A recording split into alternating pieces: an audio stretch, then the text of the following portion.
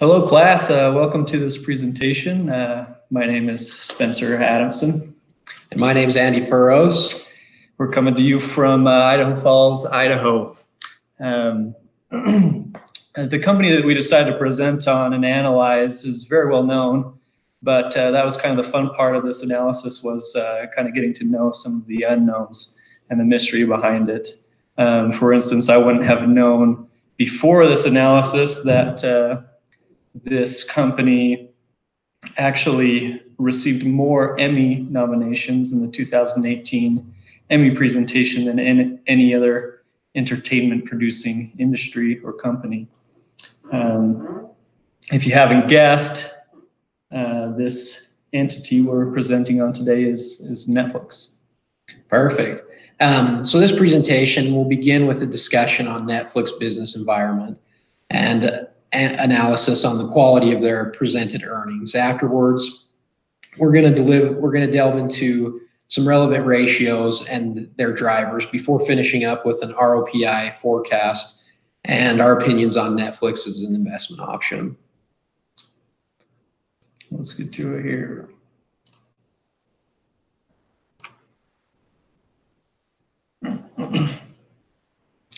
All right.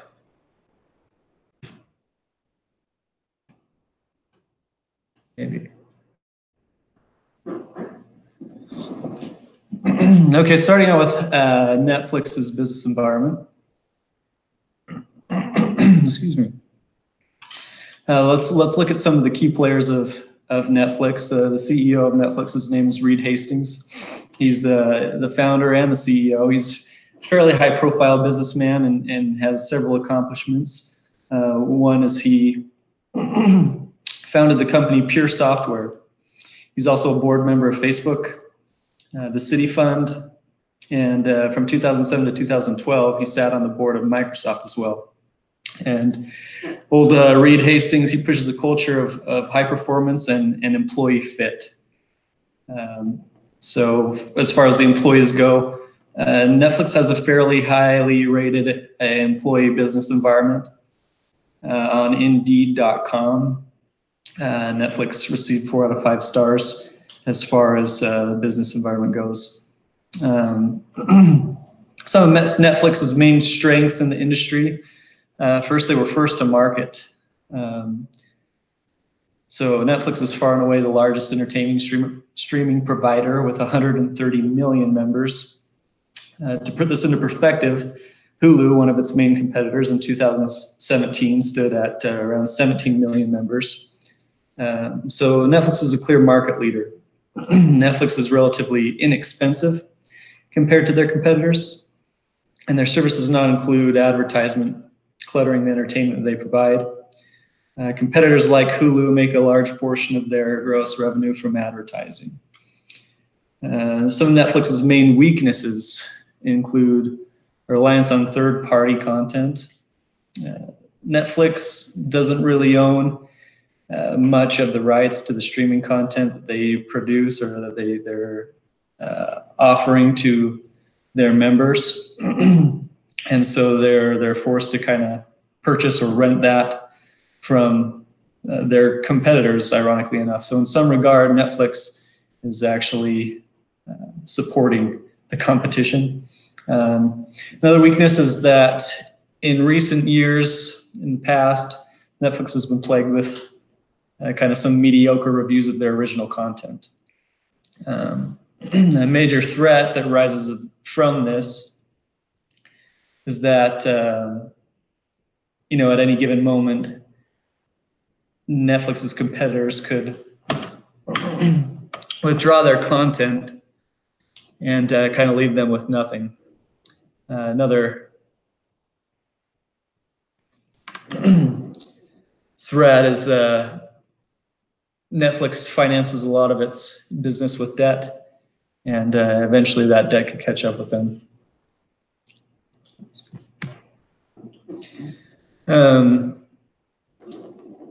Besides the audit performed by Ernst & Young, one of the things that we thought was important in this presentation was to determine or gain a level of assurance about the fair presentation of Netflix financial statements within our analysis. One of the ways to do this that we discussed within this semester was through the Beneish model. And because many investors are concerned about their rate of return, many of the important ratios that we're going to discuss here involve the quality of earnings. So quality of earnings being, or a higher quality being that the earnings depicted are actually attributable to higher sales and lower costs, or both. A lower quality of earnings would mean that artificial profits are created by accounting anomalies or tricks, such as the inflation of inventories or changing depreciation or inventory methodology.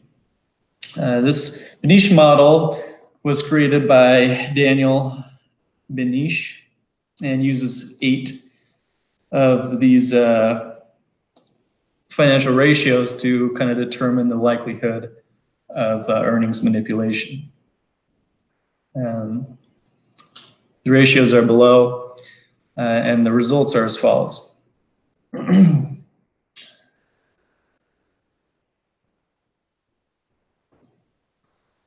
So as you can see, Netflix over the years has had a fairly low M score. The interpretation of this is when the M score is less than negative 2.22, the probability of earnings manipulation is very low. Historically, we can see that Netflix is below that negative 2.22. And so our conclusion is we're confident that Netflix is not an earnings manipulator. So one of the main ratios that we're going to discuss that uses earnings is the return on equity. The return on equity is a measure of financial performance. It's how efficient a company can be with every dollar that is invested. So it's calculated, as you know, by dividing the net income by the average shareholder's equity. Because shareholders' equity is equal to a company's assets minus its debt, a return on equity can also be thought of as a return on net assets. So if you see the equation at the bottom right of this slide, that kind of explains that. So another way to look at return on equity is how efficient a company is with the assets purchased, how much it can earn with its purchased assets. Netflix's return on equity, as seen on the left there, has increased year over year and really kind of exploded over the course of the past year, increasing by 10%. The reason for this being that Netflix's net profit has nearly exponentially outgrown its equity. Netflix is also becoming more and more efficient with its operations. Its revenue is continually increasing. It's steadily increased by about 33% year over year, while they have also decreased operating costs by nearly 3%. So as seen there, Netflix in the current year of analysis, return on equity is sitting at 17.85%. So for every dollar invested, Netflix is generating around 17 cents of net profit. Most analysts consider anything less than 10 cents to be a pretty poor return on equity. Within the movies and entertainment industry, Time Warner, one of Netflix's competitors, obviously is generating around 17.12%, which is very comparable to what Netflix is, and the relative peer average is 9.82%. One concern that we did have for Netflix on this particular ratio was basically its debt. Its proportion of debt to equity, as you can see in those liabilities graphics there. If a company has been borrowing aggressively, it can increase ROE because equity is equal to assets minus debt. So the more debt you have, kind of the less equity you have. A common scenario that could cause this occurs when a company borrows large amounts of debt to buy back its own stock. Fortunately, Netflix doesn't have any treasury stock, so that's helps a little bit in reconciling the ROE and saying, you know, it's not quite as inflated as it could be. Perfect. So now I'm going to delve into a little bit of our analysis on, you know, their over-reliance on debt and the demand that they have for credit. We'll turn to a few components that will help us to evaluate the overall credit risk of Netflix and form an opinion on the levels and types of debt that they carry. Netflix has a high demand for credit. Netflix is consistently participating in financing activities. And as we can see in the next slide that we're going to show you, that a lot of their cash comes from financing activities, and they had a very large inflow of cash this last year. This was mainly due to the issuance of debt. Most of their operations that are financed by debt are used for the purchasing of new streaming content and the development of Netflix originals. It was interesting to note that in this last year, their long-term debt nearly doubled, as well as an increase in liabilities across the board. Most of the money that Netflix borrowed was not put back into investing activities. The supplier of debt seems to be mostly from debt financing from different institutions and from senior notes. There was also a little portion that came from the issuance of common stock. Netflix has a revolving credit line of $500 million that requires them to comply with certain covenants. And as of 2017, they were in compliance with all those covenants. So as you can see here in this slide, it just shows on their cash flow statement, it just shows their cash flows from financing activities. And we can see that there's the proceeds from issuance of debt of $3 million and the issuance costs, and then the proceeds from the issuance of common stock of $88 million as well. $1 million. The other one was $3 billion. And so a total net cash provided by financing activities of $3.1 billion essentially. So quite a bit of cash from financing activities. The next thing that we wanted to talk about, jumping back to this, was credit ratings. Credit ratings are opinions of an entity's creditworthiness or its ability to meet its financial commitments as they come due. Using Moody and S&P, we were able to look up what credit ratings Netflix currently has. Moody's gave Netflix a Ba3, and the S&P gives them a B+. The BA score from Moody can be interpreted as them having speculative elements with high credit risk, and the B score from the S&P means that the company is more vulnerable than others, but that they have the capacity to meet their financial commitments. Both of the rating providers have the ability to modify their ratings by adding a modifier such as the plus and the 3 that you can see on their credit scores or their credit ratings. And both of these modifiers mean that they're in the top of the group that they are assigned. And the next thing we're going to talk about are coverage, liquidity, and solvency ratios. Coverage ratios are used to determine a company's ability to generate profit and cash cash to cover the fixed charges from debt.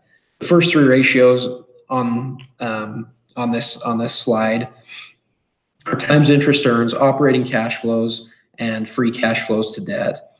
They deal with coverage, and in general, we want these ratios to be pretty high. These ratios, for the most part, have gone down in the past year, which shows signs of inability to pay back current debt. The next ratios that we want to go over are the current ratio and the quick ratio. They help us to evaluate liquidity.